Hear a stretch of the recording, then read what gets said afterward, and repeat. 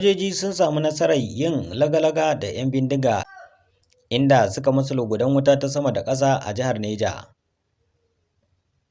Idan dai ba manta ba a baya-bayan nan ma sojoji sun ƙara ragargaje 'yan ta'adda inda su ma suka ce sun ɗau fansa, amma fa fansar da suka ɗauka sun ɗauke ta ne akan wa'anda ba su ji ba ba su gani ba.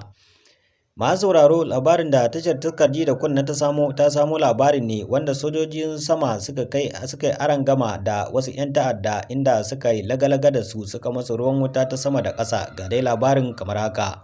Kafin ka wuce mai sauraro, ka danna mana subscribe, ka danna alamun ƙaraura domin samo muku wasu labaran da ɗume su ba tare da sun huce ba. Sojojin sama sun kai wani gagarumin farmaki a sansanin 'yan bindiga da ke jihar Neja a ranakun Laraba da Alhamis. Wannan farmaki na zuwa ne a matsayin ramuwar gayya bayan da 'yan bindigan suka kai hari akan wasu dakarun Najeriya a 'yan kwanakin nan da suka gabata. A cikin wata sanarwa da rundunar sojin saman ya fitar a shafin ta na sada zumunta, ya bayyana cewa an kai harin ne a ƙarƙashin wani shiri da ake kira da Fansar Yamma, wanda nufinsa shine kawar da barazana na 'yan ta'adda da ke haddasawa. Sanarwar dai yadda ta sa hannun daraktan yaɗa labaran rundunar Air Comrades ta ce an samu bayanan sirri ne cewa 'yan bindigar suna satar shanu da kuma gudanar da wasu munanan ayyuka a yankunan Kahikihon da kuma Kumbashi. Bayan haka ne sojojin saman tare da haɗin gwiwar sauran jami'an tsaro suka gano inda suke sannan kuma suka kai musu farmaki.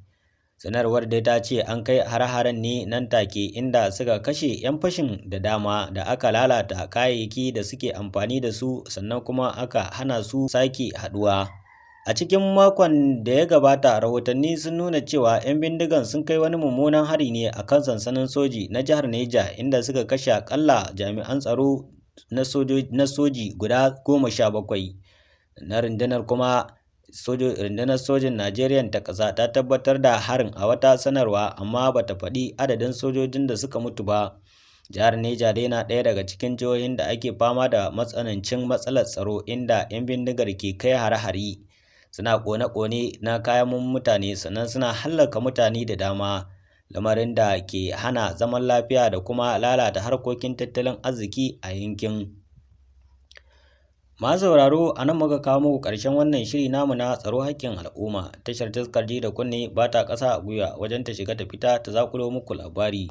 Sai wani lokaci kuma za mu kawo muku wani sabon shirin in Allah yarda. Mu ne muku fatan alkhairi. Wassalamu alaikum wa rahmatullahi ta'ala wa barakatuhu.